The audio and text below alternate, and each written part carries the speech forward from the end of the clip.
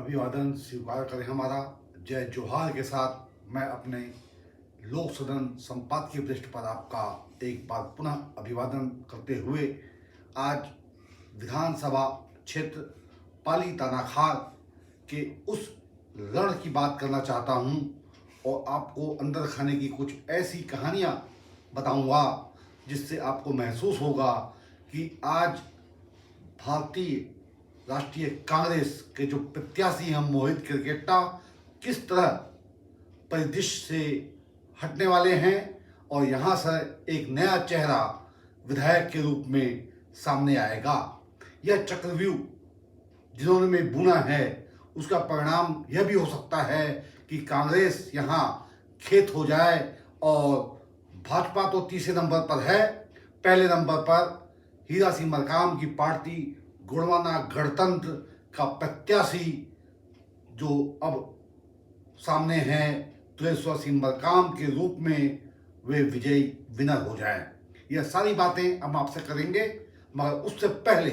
आपसे हमारा विनम्र निवेदन है कि हमारे इस चैनल को सब्सक्राइब कर लें और बुलेटिन देखने के बाद अवश्य रूप से अपना मंतव्य कमेंट बॉक्स में लिखें, क्योंकि सवाल है प्रारब्ध का, पाली तानाखार विधानसभा क्षेत्र और यहाँ के मतदाताओं का।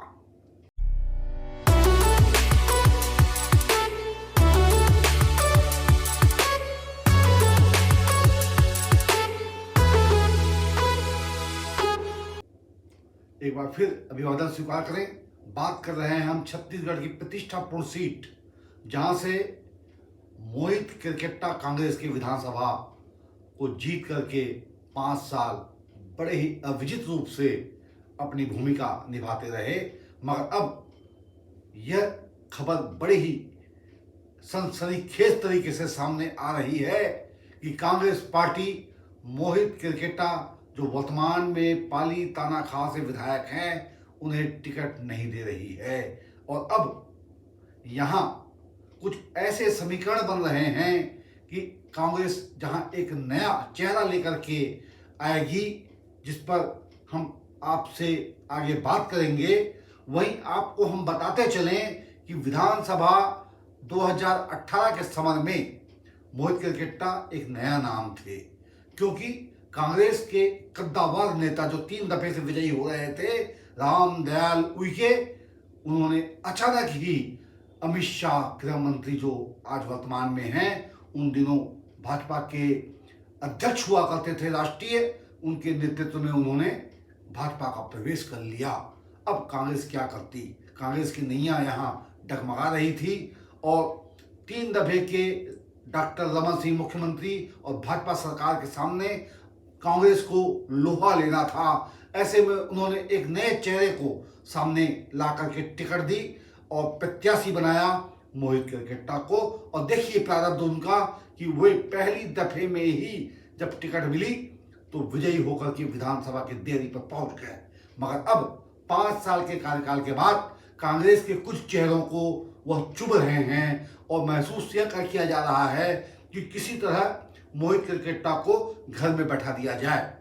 हमने प्रयास किया उनसे बातचीत हो, लेकिन बातचीत नहीं हो पा रही है। मगर जो क्षण की बातें आ रही हैं उसके आधार पर हम ये बुलेटिन और सारगर्भित रिपोर्ट लेकर के आपको बताना चाहते हैं कि अगरचे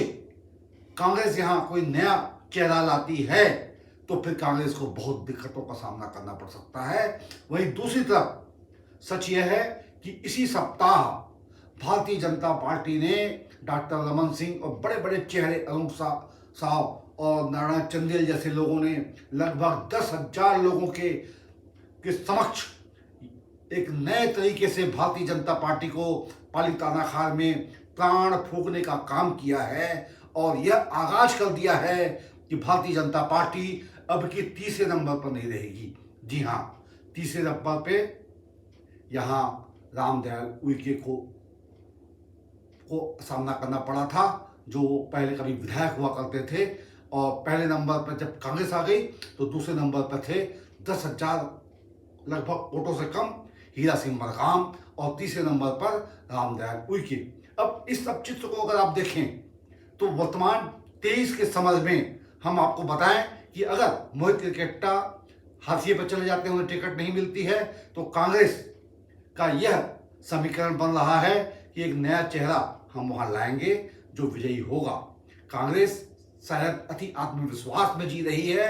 कि हम किसी को भी टिकट दे देंगे और वह वहां विनर हो जाएगा, जीत जाएगा, मगर ऐसा नहीं है। हर बार वही पासे नहीं आते। ऐसी स्थिति में अब जो सबसे ताकतवर प्रत्याशी है वह है तुलेश्वर सिंह मरकाम, जो कर इस दफे पहले से ही लगभग अब 3 महीने बचे हुए हैं, उन्होंने ऐलान कर दिया है कि एक बार वे अपने पिताश्री और गोंडवाना गणतंत्र पार्टी की धरोहर इस पाली तानाखाल से प्रत्याशी बनेंगे और मतदाताओं के बीच जाकर के उनसे वोट मांगेंगे। क्योंकि इस सब को अगर हम देखें तो हम कह सकते हैं कि यह सीट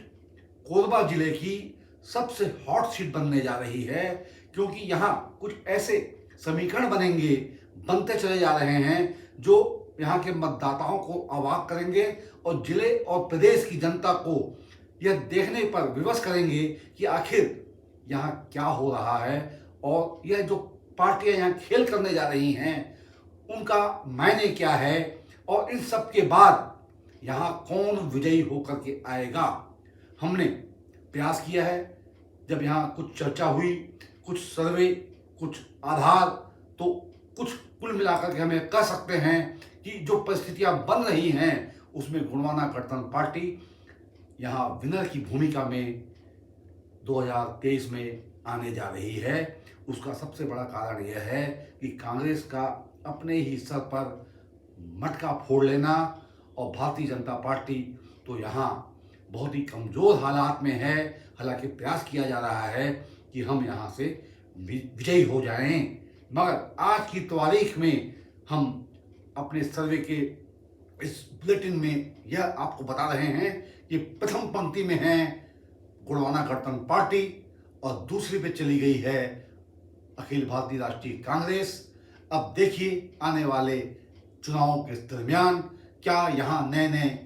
फूल खिलते हैं, गुल खिलते हैं। नमस्कार।